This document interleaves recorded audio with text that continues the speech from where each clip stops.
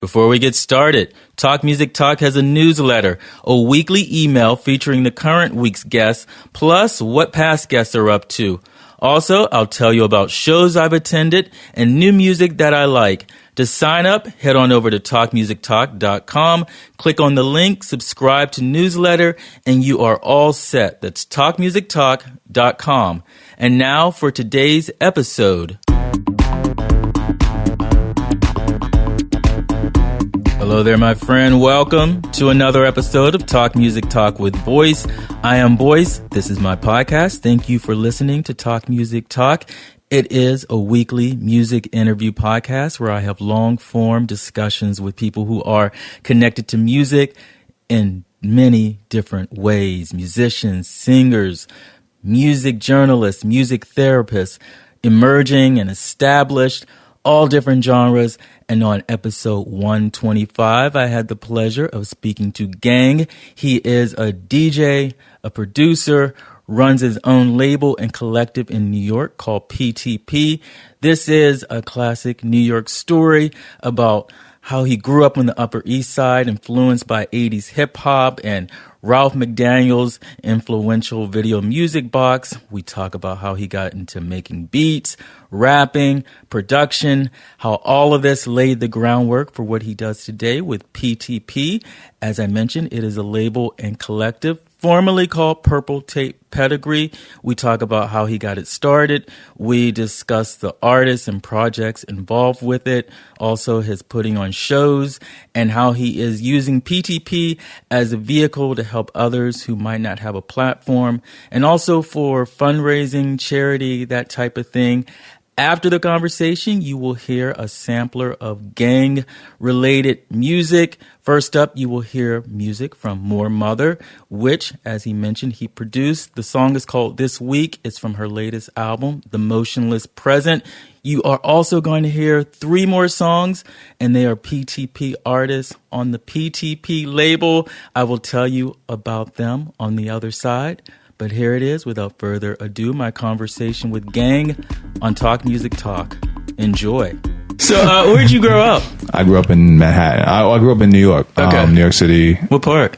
Primarily Manhattan. Mm-hmm. Family in Queens. Like half my mother's side, they moved here and started their families in Queens. Elmhurst primarily, but Forest Hills, Flushing as well. Mm-hmm.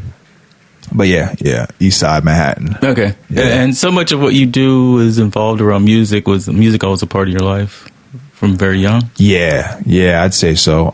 Something was just something, the radio was on a lot, or most of the time. Anything you responded to? Yeah, like definitely. That's, I mean, there was a lot of crazy music coming out when I was young, you know what I'm saying? We're talking about New York 80s, I think there was a locality that's important to that. So, where were you getting your music? Where was I getting my music? Yeah. Well, the radio was on a lot. Okay. And I don't know. I don't remember. Like, I feel like Hot 97 might have been one of the stations that was on, but this was before Hot 97 was playing hip hop. Like, Hot 97 wasn't a hip hop station. Yeah. You know what I'm saying? I know it was Hot 97 at one point. Now, I'm not sure how early on it was, but Hot 97 used to play like freestyle and like, dance music. Yeah. You know what I'm saying? Like a lot of, so, I definitely early on heard like Run DMC and Salt and Pepper, like Push It was a song that used to like haunt me. I found like the synth line in it really eerie in like a cool way though. Like I really messed with it. That and then the bass line joint where it's like that killed me when I was a kid. I was like, yo, what is this? The rhythmic qualities of it, you know what I'm saying? And then once I heard Public Enemy, it was a rap. Yeah. Chuck D's voice, like the attack of it, and just you know what, the noise of those like JB's, James Brown, Fred Wesley, like those loops that Bomb Squad was putting together those walls of sound, it was just, that got me. Yeah. So to this day, like Public Enemy is like, you know, one of my favorite anythings. But yeah, Video Music Box was a big thing for me. So once I got like the visual aspect of it, and like, you know what I mean, and Video Music Box back in the day was like, you know, Ralph McDaniels would play. So Video Music Box was, you know, for those who don't know, whatever, was a show that was on more local New York New York broadcasting, whatever, and it's just like it bounced from like channel 25 to channel 3, and sometimes you'd have to do something if you had a hanger on your TV, or if you had like the little like the click clacks, you know, you had to like take the little, you know, take your fingers to the sensitive adjustment section and mess with that a little bit to get it clearly. You stay on one part of the room, it's good. Another part is right. So we had that, and that I would come home after school every day and watch that, and it would be like, you know, Madonna, Michael Jackson cameo videos, you know what I'm saying, Talking Heads, all that stuff. But then they'd play like Run DMC, De La, Public Enemy, like those are the joints that I remember, you know, really remember back in those days, like, you know, Boogie Down Productions, Self Destruction, that joint, you know what I mean, like stuff like that. So that was what I definitely was kind of like gathering up from Slick Rick, you know. That was like my favorite right there. That was my favorite shit right there. So and I would sneak that though. Okay. Like I knew that this music was too extreme for my folks. Okay. Or so whatever. Like for religious reasons or? No. And actually, didn't grow up in a very religious household at all. So it wasn't that. It was just kind of more of a, like, I just knew that this was aggressive. Okay. And like, I didn't think that was the vibe that they were on or whatever. More so my pops or whatever. You know, my pops had some dope taste though. Like he liked Deep Purple and like Fleetwood Mac and all that shit. You know, Chicago and all that. You know what I mean? But he had like Isaac Hayes records. Like I used to steal his records when I like wanted, like when I was like, you know, those years before you get into something, like you like, and that takes, I guess, like a monetary investment as well. Yeah. Like before I became a DJ or got like my first sampler or whatever, like I like went through his records and was trying to find like joints that had like LPs, that albums that had like samples on them, like finding loops. Okay. You know what I mean? And then, did you find any? Yeah. I mean, I got like, you know, he had like Isaac Hayes and Commodores and, you know, Ohio Players and all that. Like he had that, I mean, I took all those records, like, what's his name? You know, Thelonious Monk and just, he had joints. Yeah. So like I took those, Moody Blues, I took those, like all these. So, I had a little stack of his records in my room, which I mean, I wasn't really stealing him. It was like literally like a room away or whatever. He could just grab them and just be like, can I borrow this? And I'm like, yeah, you could borrow your record. But to get back to sneaking it or whatever, I used to go, Saturday night, I'd listen to Mr. Magic, and, I just found it on, like, I had a Walkman and I had a radio on it, obviously, and I found it and I was just like, oh, they're playing rap. Like, they're playing rap music. And I would just listen to that, like, on super low, like, in my headphones, like, and just soak it up, you know what I'm saying? And, like, my pops would be, like, sitting yonder, like, a few feet away from me and just watching TV or something. So I was just like, I know I'm doing something bad, but I need this right now. And, you know, so... Yeah. Rest in peace, Mr. Magic, and thank you, Uncle Ralph McDaniels, for the education on that and just keeping me abreast. Yeah. So here in the hip hop, were you wanting to emulate, say, the production side as opposed to like rapping yourself? Or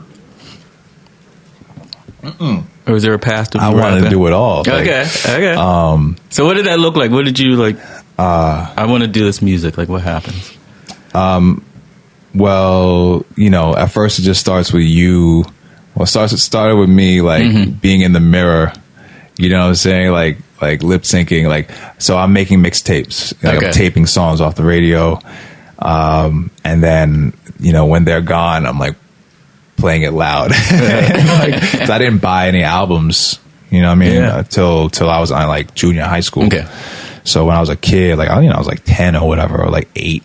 You know, just like taping these, I just got a hold of a tape, just was able to tape over it. Like it had its, the tabs were there, or whatever. So I was like, okay, cool. Like I didn't even know what that was, but I was taping and, taping songs, get in front of the mirror, you're lip syncing and you kind of getting you're getting your mannerisms and all that, you know what I mean? And then, so doing that for a little while, then comes junior high, you're like, junior high school, like I was like, you're memorizing, so you're starting to talk with your friends about this music, you know what I'm saying, or just whatever, and like people are into, I went through a grunge period too. Like grunge was born when I was like in junior high school or getting into junior high school, you know what I mean? So like I went through like I didn't own any of those albums either, but like MTV used to play the shit out of it. So I'd like be on MTV watching that. And then, Video Music Box, I turned back to that from like, cause MTV didn't really play rap other than like MTV Raps. Yeah. And that was kind of, that was late for me. Cause I was, that was like after I just, oh cool. Another like option for me to like watch videos or whatever, like listen to music or whatever, get more feel for this. But junior high school, you're starting to memorize songs and say them out loud, like perform them with your friends, like in on like your lunch break or whatever. And then like you're doing it also like kind of like show off and whatnot, and then so that was that. I once what was the joint that we used to do? This group called the Bush Babies. We Run Things. That was one that like I remember performing in the lobby of my school, like just, and like that like those certain individuals pass by, you're like going extra, like but shout out to my man. Yeah, exactly. Show off your impressive skills. Yes. You know what I mean? The peacock tail and all, you know what I mean? So shout out to my man Uri. He was my sidekick on that one. And then comes like late junior high or junior high, you're starting to I'm starting to write little bullshit raps in like a composition book or whatever, like back of French class. I'm just like not paying attention. I'm just like trying to also like listening to like something in your like one earbud and like resting your hand on your ear, trying to hide the fact that there's an earbud in your face. I did that in church. Right, exactly. So and then it just kind of became evident that like I wanted to like get turntables and wanted, like my friends were like, yo, you should like Val, you should really, you should get into, you put us on to so much music. You should actually start you should be a DJ. Yeah. So I was like, all right, cool. So, saved up, blah, blah, blah. And then, freshman year of high school, had enough money, got a cheap, kind of sus pair of turntables, but turntables regardless, and then some Geminis or whatever, and then bless those things actually, because they were so sensitive that like I learned how to like scratch, like cut, like I learned how to scratch like and just have like the hand sensitivity, so I wasn't like making the needle bounce everywhere on the record. Anyway, technicalities aside, we try to like, we were making mixtapes after school, like every week or every other day or whatever. And like, we started like recording over other people's instrumentals. Like I got a little mic with the kit, and then, you hear yourself and you want to kill yourself. It's like, oh, I sound like that. Damn. And then I just kind of like stopped writing raps for a while and stopped that part of the dream, and just kept going with the DJ thing. And I wanted to make beats, and then that's a whole other kind of thing, an investment at that point too, because it was like all hardware. Okay. You know what I mean? We weren't on computers like Fruity Loops and all that shit. There wasn't any free software like that really at that point. So yeah. With the DJing, did you have anybody who was like kind of showing you stuff, or you just learned it all on the fly? Self-taught. But I had friends who I thought were good. And then they were like, but I think like one of them was making it up. Like they like were taking snippets of other people's mixtapes and like just like the, like technical, real like slick cuts and whatnot, and like the slick little scratches, and be like, oh yeah, this is my mixtape, like, oh, and it sounded amazing. I'm like, oh damn, like, wow, yo, can you come over and like teach me that? And like then like in front of me, it just was not the same story. I'm like, yo, something's not quite right here, but like I'm gonna rock with you still though. And it was like, oh wait, hold up, nah. Like years later, it kind of like I remembered it, and I was like, oh no, son was definitely lying. Like, but so what was your first hardware? First hardware was a Roland JS30 sampler, which is just this weird like loopy. I don't know. I should have gotten like a Boss or something, like a Dr. Rhythm or something. But like, it was like looking through like what catalogs were there, like Beat Street, and there was a couple other catalogs that damn, I forget what it was. Not J&R, but J&R had some of these things too. Loved J&R though. J&R was dope. R.I.P. Yeah, R.I.P.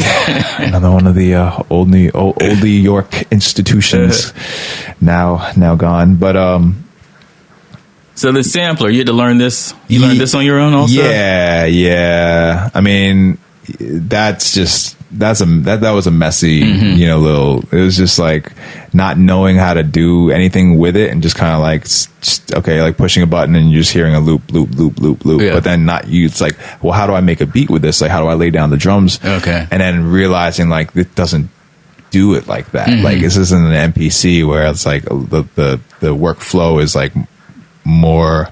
It's just like a friendlier workflow. Yeah. This was like the anti-Christ of workflow or whatever. Like this was like, nah, like I'm not going to make this easy for you. So I basically, like the first beat I ever made with it, I made with 2 tape decks and that. And you just bouncing like, so you make a loop, you put it onto one tape, put the tape in another tape deck, and then you play at the same time, and you're playing the drums on the sampler again. And then you're putting it onto a second tape. It's just silly. And then it's cool though. Like I might actually like re-employ that now. Like, but yeah, the JS30 is a bastard. I don't know if I ever actually was able to sell it. Like, I think I tried to give it to one of my friends, and he was just like, cool, thanks. And then I was like, yeah, you could use it. Like that was when software kind of kicked in. I was like, yo, you could use this with like Cool Edit, like your software, like you can like compile them. He's like, oh, cool. And like it just stayed in the box, and then like somehow ended up back at my house, and I was like, what? Like, but yeah, good. MPC 2000 was like, that was when my man's shout out to my man Dugan Tage, he had a MPC 2000. I got a 4-track because then I started to get back into rapping, and I started to like, try to develop on something or whatever. I guess I started developing something or whatever, and this was like mid 90s for sure. This was like 96, 97. Yeah. You mean your style? Yeah. My just writing ability or whatever. Like I was just, and then that was the time where it was like using big words was kind of cool. So it was like quote unquote big words. Okay. So, you like running through the dictionary trying to like increase your vocabulary to make your rap sound better. Yeah. What were your rhymes about? Bragging? Bragging, but like in a very like, with like a lot of like sci-fi and like, Nat Geo, Scientific American fucking encyclopedia kind of like references and whatnot, like or just like historic references and mythology and blah blah blah. Like so, it's like a mixture of like what you've learned in like junior high school and like also like what you're reading currently or what you've been reading or what you want to read and just didn't quite finish yet or didn't even get. Like a lot of a lot of like references to like at that time, a lot of the paranoia, like the conspiracy theories were big. So a lot of like Behold a Pale Horse, Area 51, Hangar 18, New World Order, microchips, all that kind of cool shit. So like that was prevalent. Yeah. That was definitely in there. So yeah, that was that. And then had a 4-track because I wanted to lay down vocals, lay down tracks or whatever. And then it was like, oh, cool. I don't want to use this like JS30 anymore. And my boy like came through with his MPC. We had like a 40-hour session. We like did like 2 or 3 songs.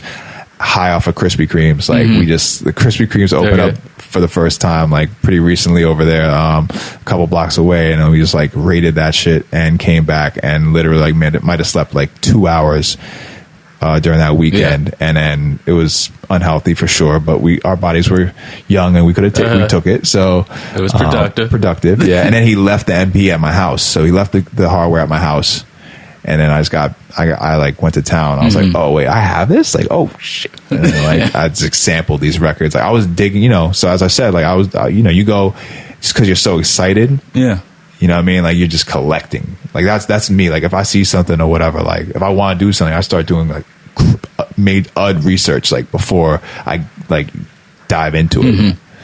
So I'm like going to Tower Records or going to whatever and just like going like the weird, like the soundtrack section or the new age section and getting like Yanni CDs or something, you know what I'm saying? Like getting like, I discovered like a lot of cool music in the pursuit of just trying to acquire or accrue like just amass a bunch of samples. So because you're looking for your own sound, not sounding like everybody else, right? And the more obscure, rare the samples, the music. Yeah. Or what? You're just also part of you is trying to sound like your favorite producer. It's like I want to make a beat because I want to use this. I want to like sample a sitar because I heard it in this track. Okay, and that sounded cool. You know what I'm saying? So like, I got like some Ravi Shankar in there because of that. You know what I mean? And some like koto music from Japan and whatnot. But went to town with those CDs as soon as I had that MPC in my hands. Like, oh, okay, I got this. Boom, just like sampling all that and just making these beats that just had it's like when you pour every idea out, you try to just get every idea out on the page at once. But yeah. Are you thinking at this time that you're going to go in production or DJ? At that point? Yeah. Definitely wanted to. I mean, at that point I would say I was a DJ. Like I had a couple mixtapes out that like may have been placed to Fat Beats back when Fat Beats was a thing and Bobbito's Footwork was a thing. I was getting love from certain individuals, like people coming through the freestyle and like my room, which was cool. Like rappers who I like, had their records and I was like would call the number on the record or whatever. Like back in the super independent rap days, and it was like, oh cool, like, oh, you live here? Okay, would you be down to like come and just do a freestyle on my mixtape? So yeah, I was DJing. I was actively bedroom DJing, mixtape DJing at that point, and then producing was like the next step for me. So yeah. And so, what would you say is your style? What, now or there? Back then? Like if somebody was coming, like, okay, I'll rap on you over you, because I want that style. Very like, I don't know. Yeah, I mean, this is the worst word, but that's probably a word I was using back then, like abstract, like dusty and abstract. No, but like that kind of like conjures up like this weird trip hop vibe. But like I was definitely heavily into like Portishead and like Massive Attack and all that, Lamb and all that. But like, no, it was definitely like there was. I loved RZA. I loved LP, like Company Flow, a lot of things in that world too, a lot of stuff on Fondulum Records, a lot of stuff on, I mean, I love Shadow, but like DJ Shadow introducing like wasn't a style that I was doing though. Like I was more like, I wanted like something that was a bit more like disjointed and like kind of like, kind of more, not harsh, but just more challenging, I guess, to the senses or whatever, where the vocal would be like kind of that like glue that held it all together. So something that kind of maybe sounded broken. Okay. You know what I mean? Sense. Yeah. Broken and hard. Okay. Rubble. Okay. So what happens next? You're going into production, you're DJing, going into production, people are coming to you. What next? I get down with this crew called the Addams Family. I called this number on a record entitled by a group called Center of the Web. Okay. And when would this have been? This would have been 97. Okay. Yeah. So, actively like listening to Stretch and Bobbito, like late night. I was literally called it the night on Thursday night whilst listening to Stretch and Bobbito. And this cat Ian Answers, who was one of the MCs or like the head of that crew or that group, Center of the Web. He goes by Cryptic, or the Cryptic one.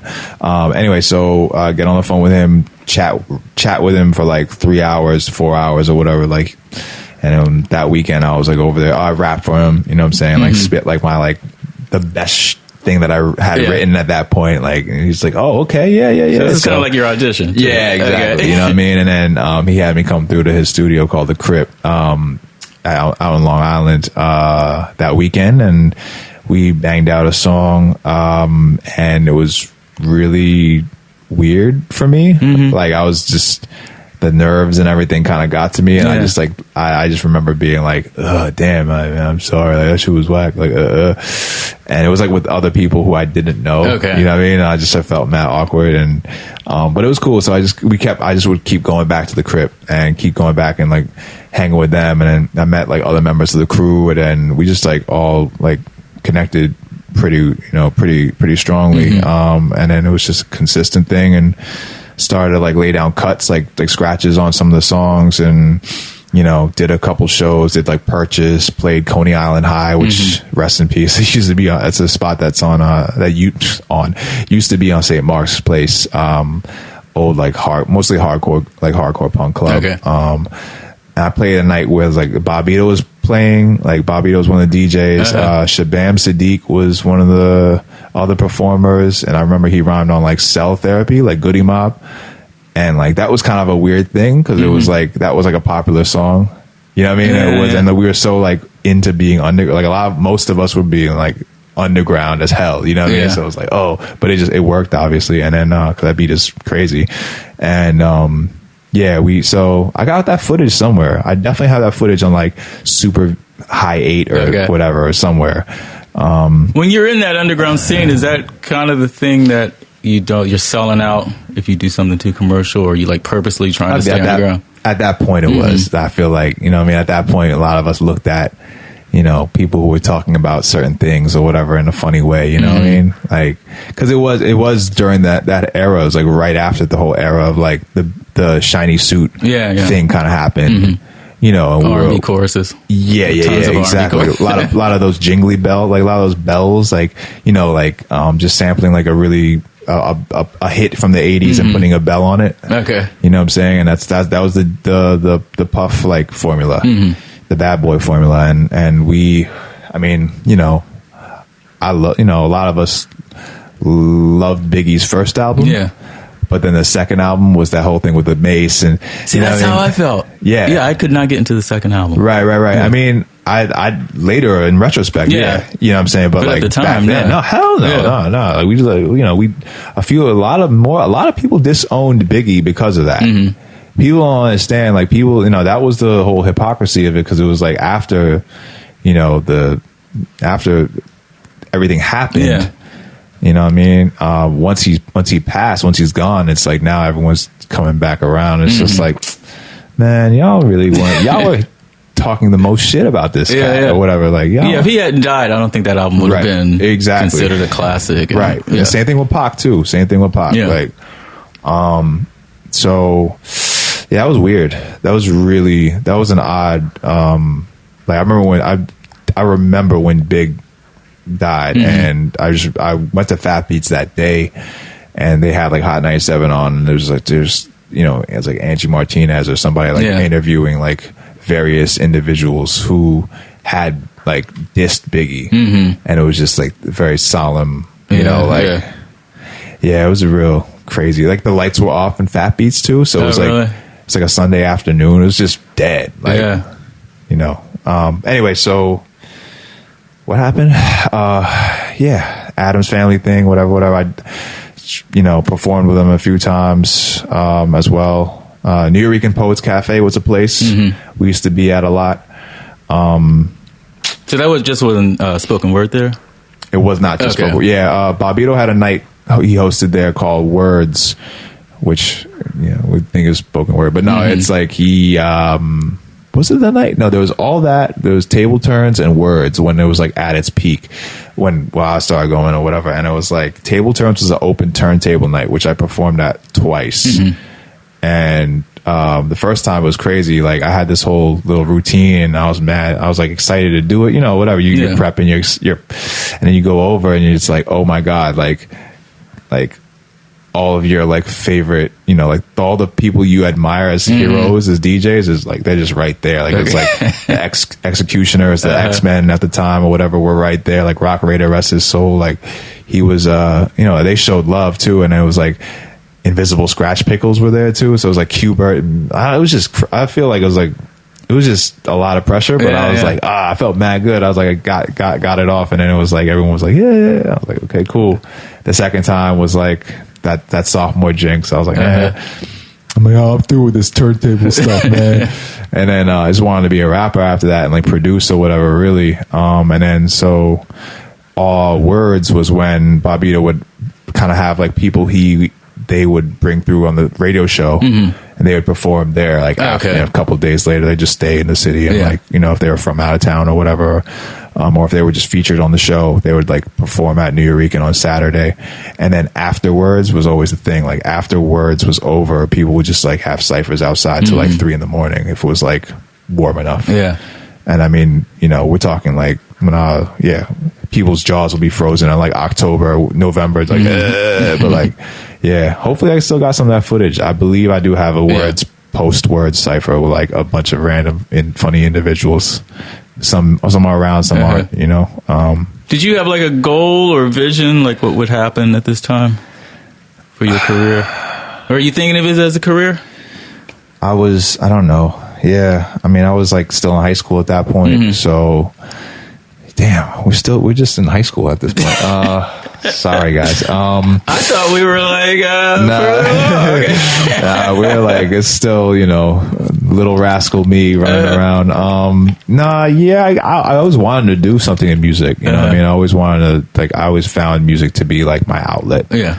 You know what I mean? Like so I didn't quite know, but I knew I wanted to stay in it. I knew I wanted to engage as many of like the different realms that I saw as like as you know, doable as possible. You know what I mean? So, what was that else besides rapping and production?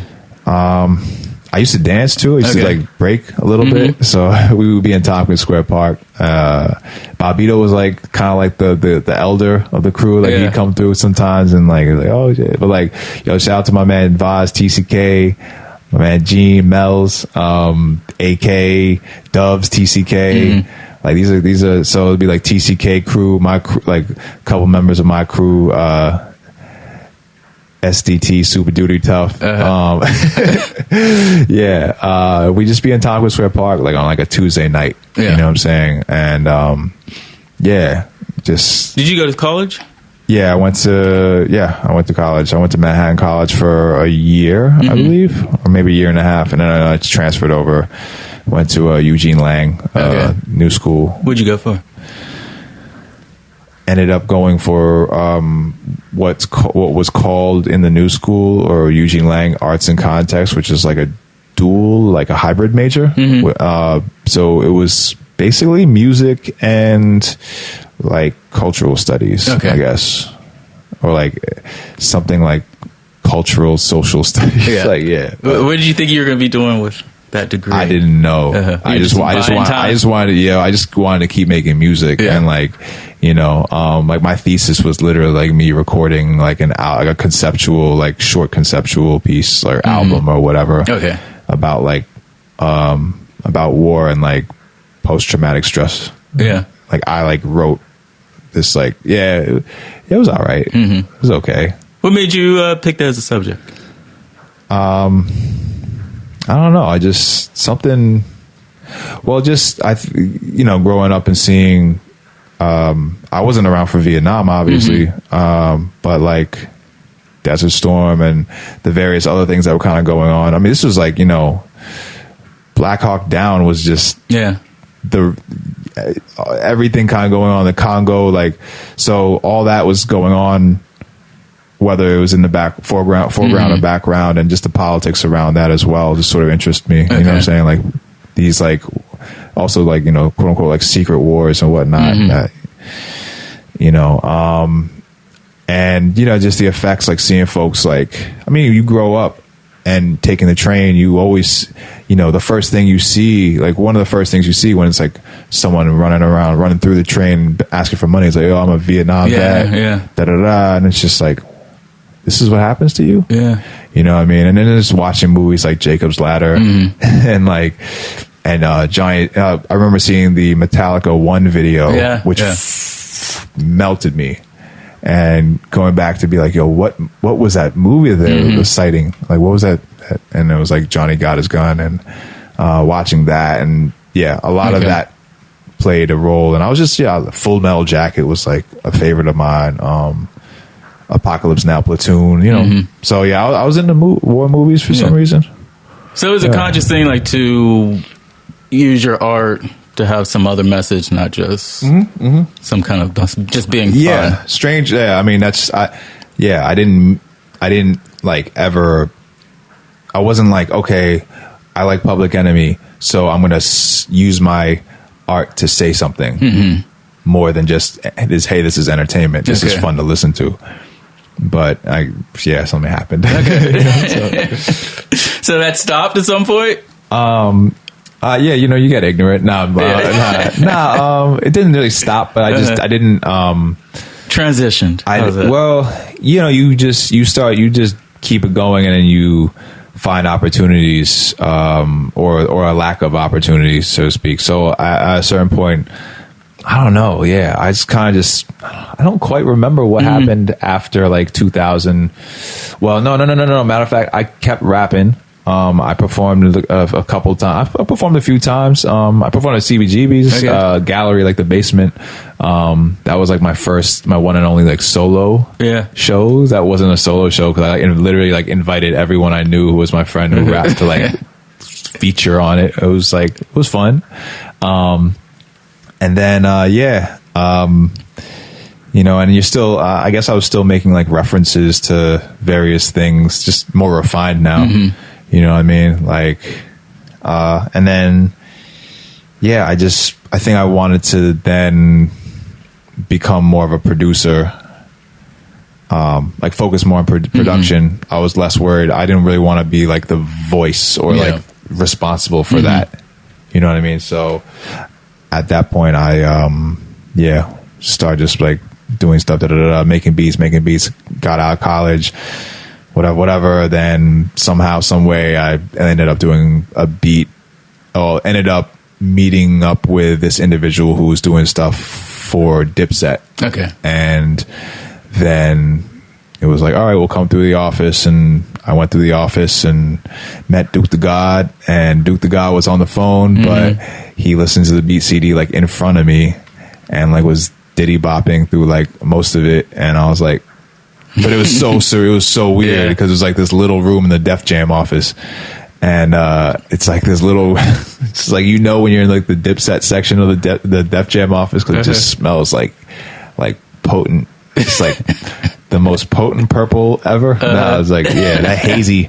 So you're like just running through there, and he was running through the beats or whatever, and it was just like he kind of like was on the phone, but then he just like kind of gave me the nod. I was like, all right, cool. There's some stuff on there. I'm like, all right. And then like I just like left there like on a cloud. And then a couple weeks go by, I think, and I got a call to go into the studio, and you know, this track got used by, I don't know if I knew who it was or whatever, but it's like, oh no, they picked a beat. I was like, oh, what? Okay. So ended up in Joel's studio in Jersey, the one that got raided later, eventually, thankfully not when I was there, and laid down this track, and that was that. It became this Hell Rel track right when he got out, like his first solo track, I guess, after he got back into the free world. It's on Diplomatic Immunity 2 during the very awkward Koch years of so-called independent hip-hop. I'm pretty proud of that. Just, it's a weird thing it's funny for me to look back on, just because where I was at, and I don't know, it was just like a funny experience. How, like, where were you? Just trying to figure things out. You know what I'm saying? And selling stuff on eBay. You know what I mean? Like I like since college, like I was just selling shit on eBay. Like that's when eBay was kind of started, and it was like, all right, cool. Well, I could sell these records to get records. I could sell these things to get better equipment or whatever. So it's more like a surviving type. Yeah, I mean, so I had all these like underground hip hop records that I didn't really care for anymore because my tastes had kind of shifted or whatever, or maybe I just like didn't think they aged as well. Whatever the case is, like I spent a good couple years like selling those records to people in France, and it paid off. Like, and then I had sneakers, I had kicks, and it was like, all right, well, I don't, like can get rid of these. I need the money or whatever. Ophthalmologist office, filing at an ophthalmologist office wasn't really doing it, so it's like, all right, like let me get a little extra paper on this. So did that, and then I just remember like the Dipset check came at a point where I was like just pretty much needed it. You know what I mean? And that I don't recommend you depending on music money to to live and survive or whatever, but so was that a turning of a corner when that happened? Yeah, definitely. I don't know, a lot of different developments in my life at that point, just whatever on all levels, and then it was like, okay, cool, I could try to ride with this and like get more placements, and then they ended up riding, using another beat of mine on that same CD, the beat CD, but then it was just more of a freestyle that then got freestyled. It like got used a lot, like it got like re-freestyled over by like an individual by the name of Papoose, and it's like these things are on YouTube. It's kind of crazy. But that's not paying anybody. You know what I mean? Unless the person who posted it like put AdSense on it or whatever. Like, so shout out to you. Give me my money. So how far are we from TTP Purple Tape Pedigree? Yeah, right. Purple Tape Pedigree when it first started. How far are we from that? And why? Well, okay. So this is what happened. So to bring it somewhere near modern day. What's this, 99 Dipset, now? No, right, exactly, right. So 2005, 2006, by 2006, I pretty much was like sick of waiting for middlemen, or middle people rather, but like just whatever, sick of waiting on the industry shit. Like I was working on stuff for like Cam's Purple Haze and just never got placed. Like it was like, oh, like this beat, like Cam would rock with this or whatever. Cam, and it just didn't get placed. And I'm just like, man, what the hell? Like, so I just got frustrated with the whole like just waiting game of the industry, and then it was just like, yo, you know what? Fuck it. Like, all these, folks I knew in high school had their labels, like their little, like, I knew a lot of cats in like the hardcore scene or whatever, or had bands, had labels, and were putting their own stuff out. I was like, well, why can't I just do that? Like, so I, on the MySpace days, like made a label page, called it Sonic Drunk Records. And like, I had like a friend or two, we were working on music together, and I was producing for throwing them beats, and it was like, oh, well, like, I'll just put this out. Like, this is a dope project. Cool. And then, had like a couple like interesting band side projects, and it was just like, okay, cool, like this can go out too, like why not? It's all music that is like living under the same like roof of heads, of just mentality or whatever, what I mean? And I basically, it was just like rebel music like, at that point. It's like, well, all right, so it didn't really happen, then nothing really came, like nothing got completed, so that kind of kept moving on. Whatever. Social media like was then just then like Facebook popped up, and then I started like share these stories online about like, oh, this video is, I remember watching this. I remember being here for this video, whatever. And a friend was just like, yo, you should start a blog, like, and I was like, huh? Why? It's like, you have so many stories, and I was like, all right, well, cool. And the name of the blog was Purple Tape Pedigree, and I was like, you know what, if I start this blog or whatever, maybe I'll be able to get people who are on a similar channel to like like something new, introduce them to something new or whatever. So I was like, made that with the with the head, with enough like mind to then think like, okay, I could like then bring them new music eventually, so use it as like a blog / label or whatever, I guess. And then couple years go by. I think it was like 2008, 2009. I started DJing again. And then why'd you stop? Serato. Okay. Like I could take all this music around with me and not have to carry crates. Okay. That was nice. Okay. So That makes sense. yeah. So got a laptop and took a year to like practice and get my chops back or whatever. And then started DJing again, whatever. And then by 2012, I think we had we had a radio show by then. After doing some guest spots from writing about other radio shows, and they're like, "Hey, why don't you come through?" And like shout out to 40 Deuce, my man Geeby. So we went to East Village Radio, did a couple guest spots there, did a couple guest mixes there, which were really. I wish those things were still up. Yeah, it was more of a funk, soul, rare groove kind of thing, and then. But it was crazy, like surreal, like DJing with like Large Professor and like, you know what I mean? And then like being followed by this show called Frozen Files, which is like Scott Free and Matt Life of like Loud Records, like the people who discovered like Mobb Deep and like Wu-Tang and all that, you know what I mean? Brought them out to the world. So that was crazy. That was just very inspirational, whatever, like, you know, childhood heroes type stuff. So 2012 had a radio show, started putting on even newer music, you know, and put out this album, self-titled album by Gorgeous Children. Some friends that we had from Denver and Olympia, Washington, I want to say. But it's the Gila, who used to be named Gila, who used to be called Gila Monster, and Face Vega being the vocalist, Gila being the producer.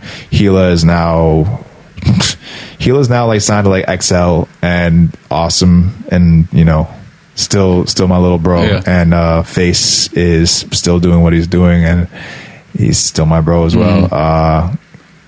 Look out for those individuals. So is it like a certain thing you want to do once it's kind of established, like what it's going to look like? I just wanted to... The mission statement or whatever. Yeah. I mean, at first it was just building it out and just kind of like helping friends out and, you know, putting out new music. But then I think it just got to a point where it was like, all right, well, you know... So that thing happened, and it was like, okay, we put out our first release. It was digital. It wasn't anything, you know, it wasn't anything physical. Wasn't quite in the equation yet. So I was like, all right, let's see how this goes. And then, you know, you're doing shows. You're starting so I started to put on like events. It's this event called DWMS, Devil Want My Soul. Strange, like French Montana reference that's still floating to this day. And that was with my good friend Josh, aka FKA Mr. Wowo. We would just go back to back and like play like a mixture of, you know, at the time it was like a lot of like just 808 based rap, like, you know, ignorant, just wild, rowdy stuff, and then but mixing it with like footwork and things like that, you know what I'm saying, and then just kind of expanding on the palette.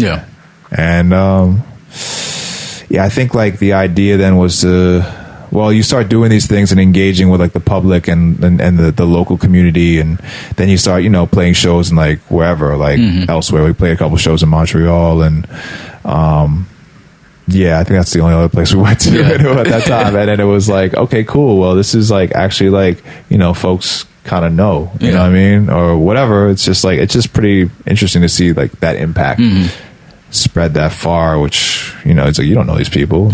Some of them only really speak the same language as you at that point, you know, and it's just like, oh well, all right, well, if we're doing this and that, well, you know, then let's just keep. I was just like, I just want to keep like putting new stuff out, helping new artists out, and being kind of fair with them too, you know, being fair as I could be with them, you know what I'm saying, is where it's like just having that communication, and also like the understanding through and through the whole process.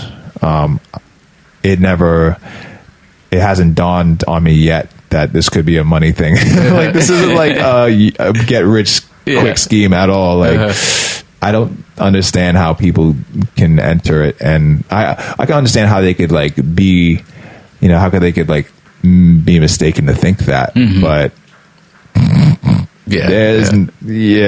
I mean, cool if you do, you're one of the lucky ones, I guess. Because there's no clear formula as to how to do that anyway. Right. I mean, the monetary, gain versus like what you invest.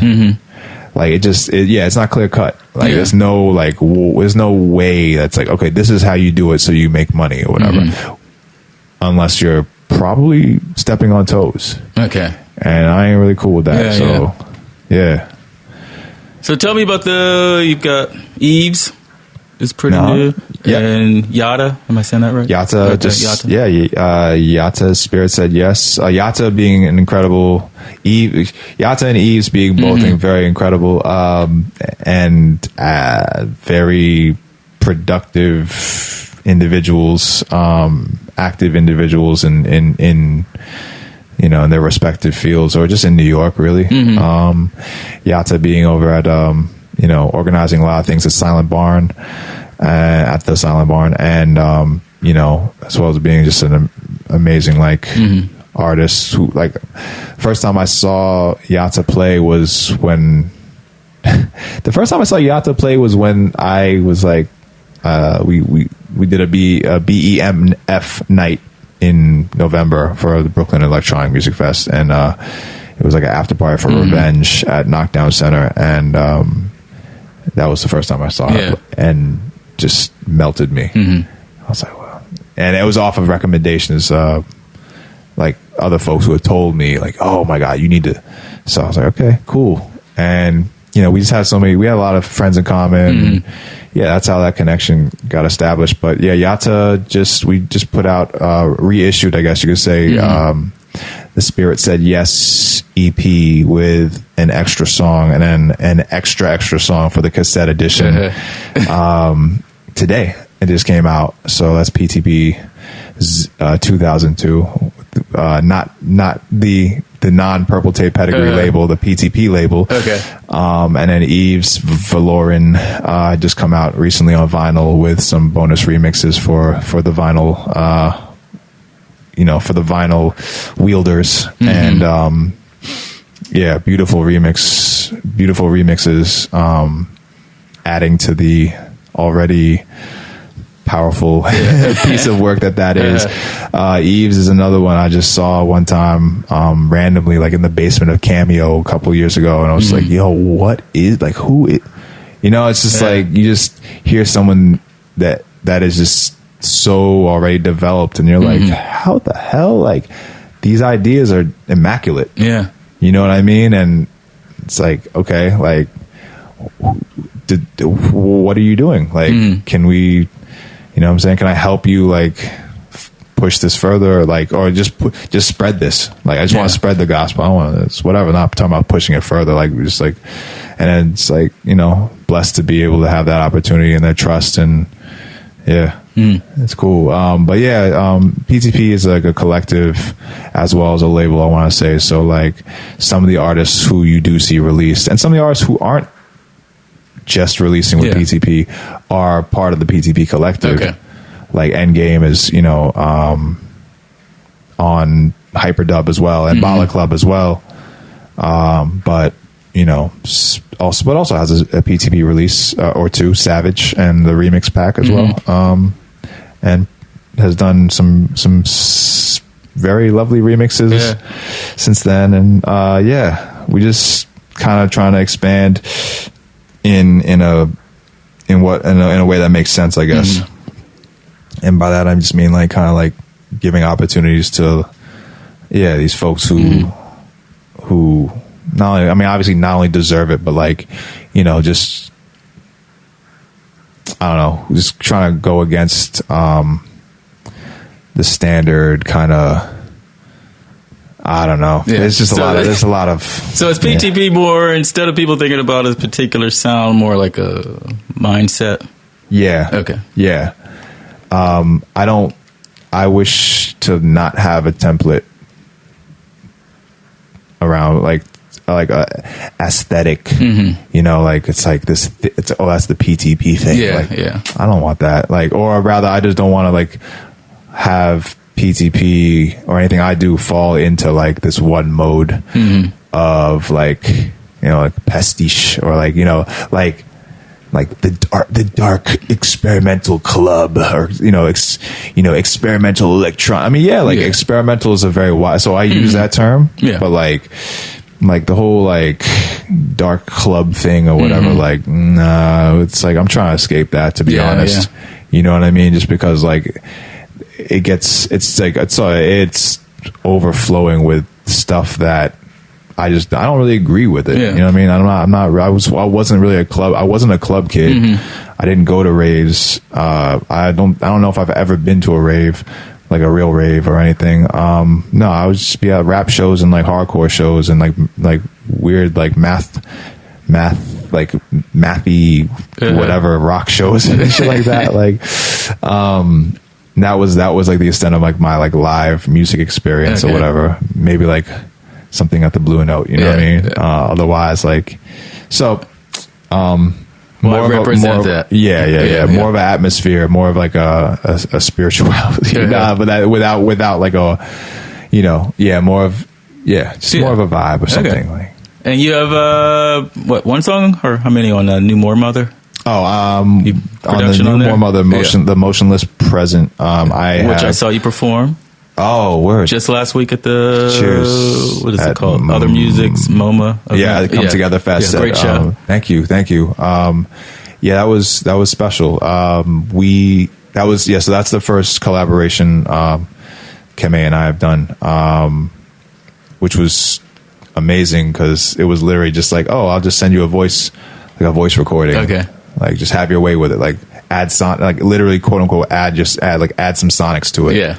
I was like, okay. So, and the words like really hit me, which if you hear them, it's like, that's a no brainer. Like that's obvious. And then from there, it's like taking care, you know what I mean? Like, you know, just being very like, you know, treating it like you're trimming like a bonsai or something, like, you know, just applying the right amounts of cuts and whatnot, trimmings here and there, and I don't know, just conveying the message or the feeling, really, just the feeling, you know what I mean? Like that was a feeling thing for me. So the first of a few collaborations that'll happen, definitely.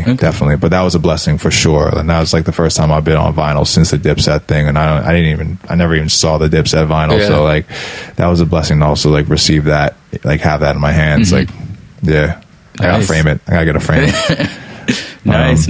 Yeah. So best place for people to keep up with PTP. So it's no longer Purple Tape. Right. Okay. Right.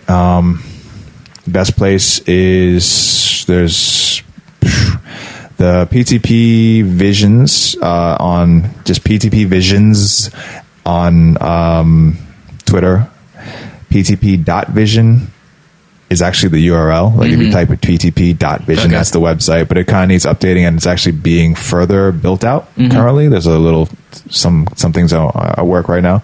ptp.vision on IG. You can follow me at Purposide on Twitter.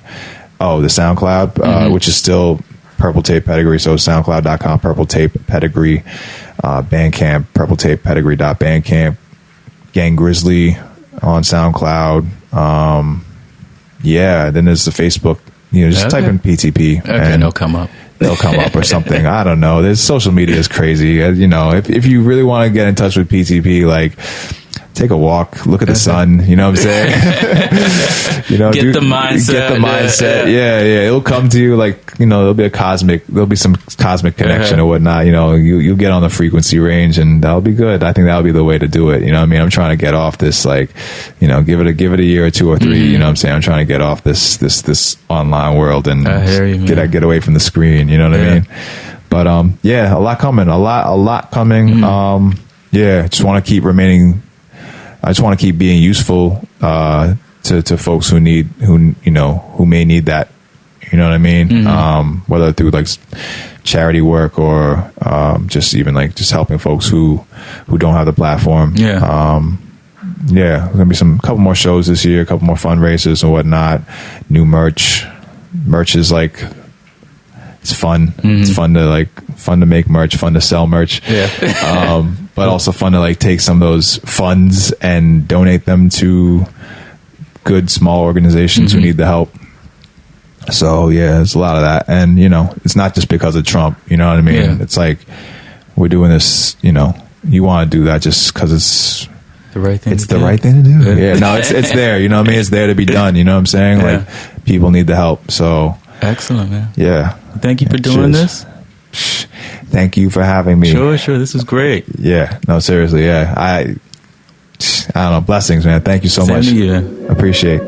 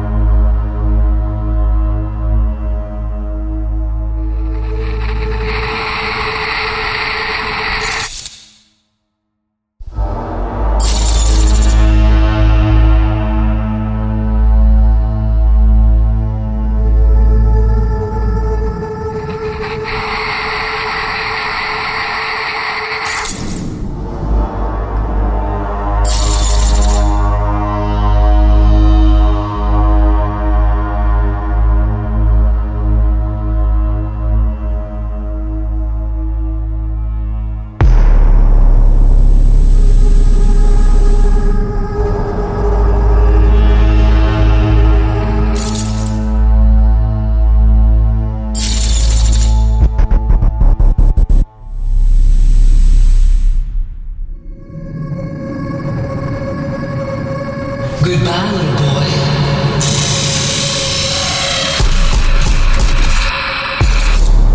How's your daddy doing? And why you ain't come to school yesterday? And who them boys keep hanging around you? See you next week. See you next week, living.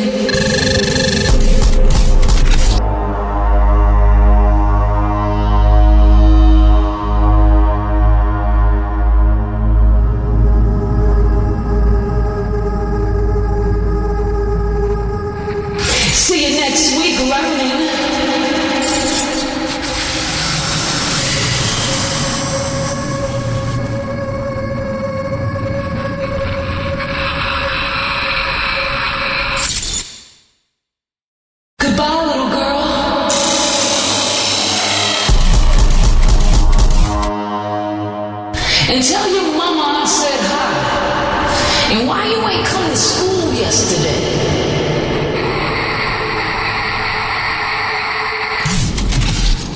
And who them boys keep running and chasing after you? See you next week. See you next week growing up.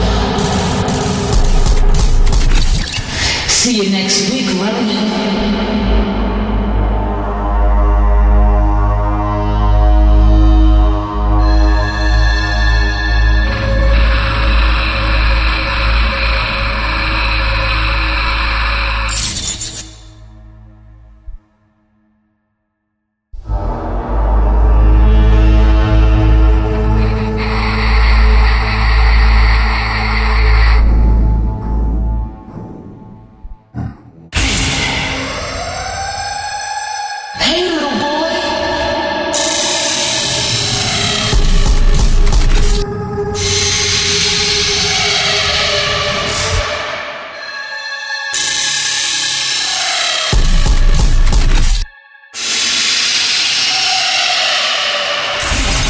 Saw you this week.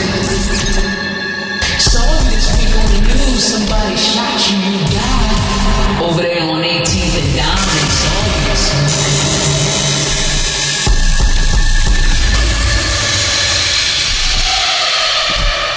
Dying. Saw you this week.